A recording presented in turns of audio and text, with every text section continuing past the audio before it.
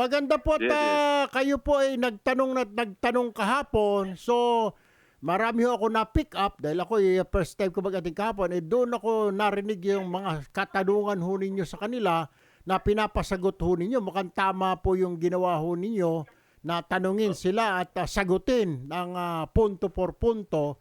Pero lumalabas kong mukhang hindi nasusunod po yung Senior Citizen Act na yan, Kong Ompong. Oo nga. Salamat, Kong Erwin. At ako'y nagpapasalamat.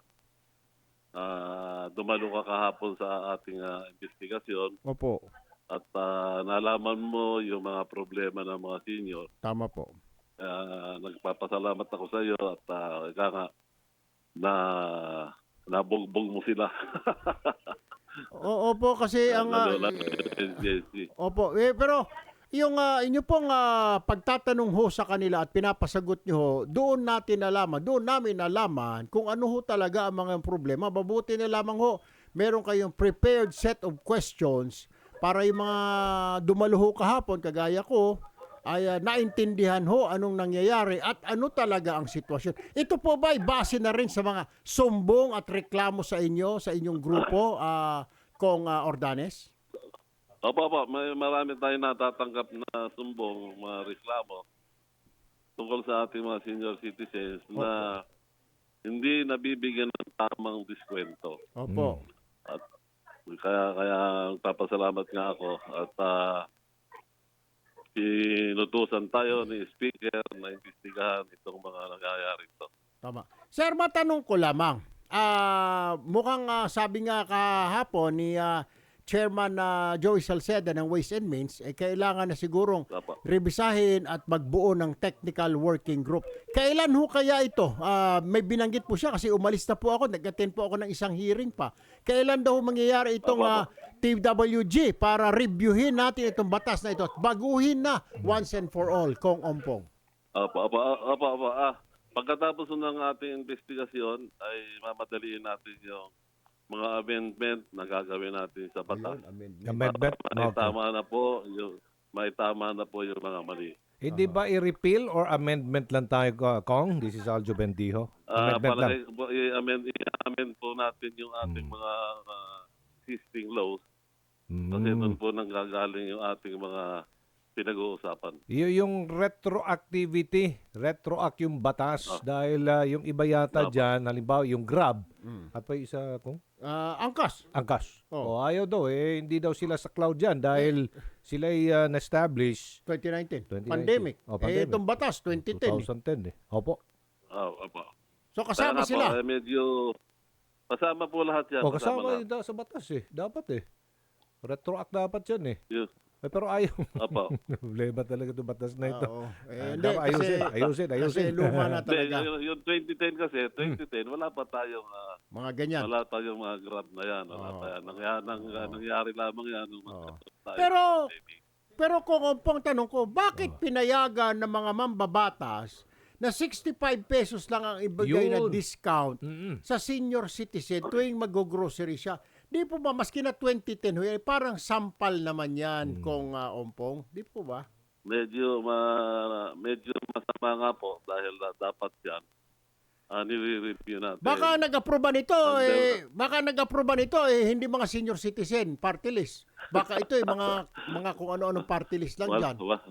Wala bang po yan, 2010 pa yan Ako, Diyos ko po. Baka wala pang, hindi pa active ang ating party list during that time. Magandang umaga, Kong Mila Magsaysay, ma'am. Magandang umaga, partner Erwin and Aljo. Opo. Nasa mga pahayagan kayo ho ngayong araw at sa mga radyo kanina umaga.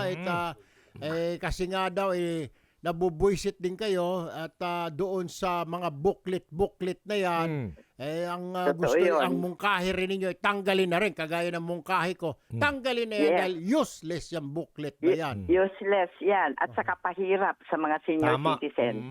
Hindi lang sa senior, pati mga PWD, Kong, di po ba? Oo. Tapos ang isa pa, ito hindi nalalaman ng tao kahapon kung bumuti na brought up na ultimo mga over-the-counter, mga paracetamol, mga Neosep, kailangan pa ng prescription? Reseta. Yes, oo.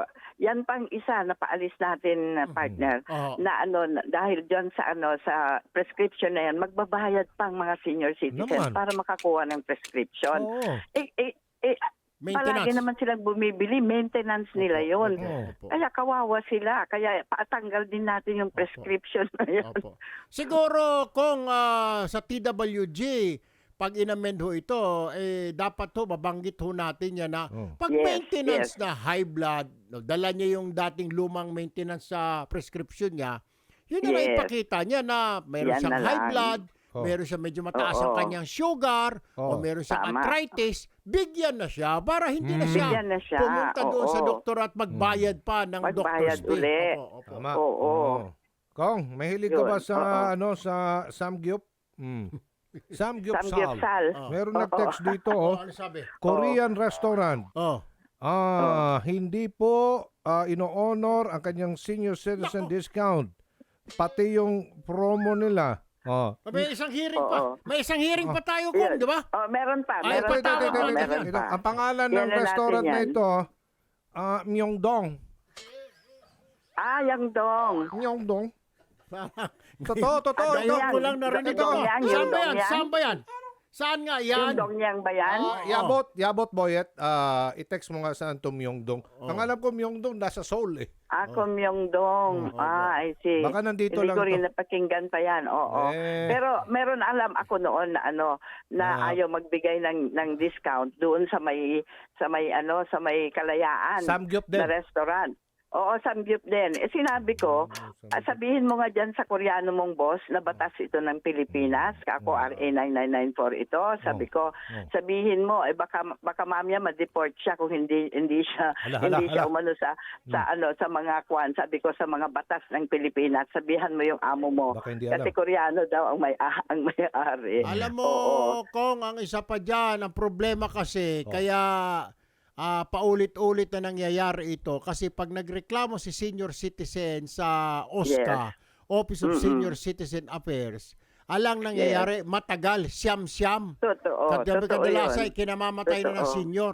Kaya nga sabi ko Yes. kahapon, and you agreed with me, ang OSCA, tawagan na yung BPLO, Business Permit Licensing Office. Agad na. Pag yes. hindi nyo ibinigay yung refund na yan, hindi na namin i-renew ang inyong business permit. Yo. Dapat That's ganon, right. di po ba? Oo, that's right. Oo, dapat yung matigas yung natin, firm yung magpapa-implement nito kagaya ng OSCA, ng NCSC, yung commission.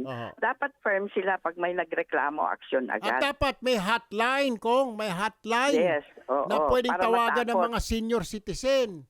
At Yes, sasabihin ko oo, na rin, tama. ikaw, Samgyup, may reklamo sa iyo si Tatay Aljo Bindio. Yeah. Nirereklamo ka, paano ito? Ibibigay mo ba yung discount or ibibigay mo? Oo, yan. Ay sabihan ko nga ang NCSC, ang National Commission na magkaroon sila ng hotline. Hotline, ma'am. Di po ba? Yes, oo. I-announce ko Yes, rito yes. araw-araw sa programa ko para alam ng lahat ng senior citizen sa buong bansa.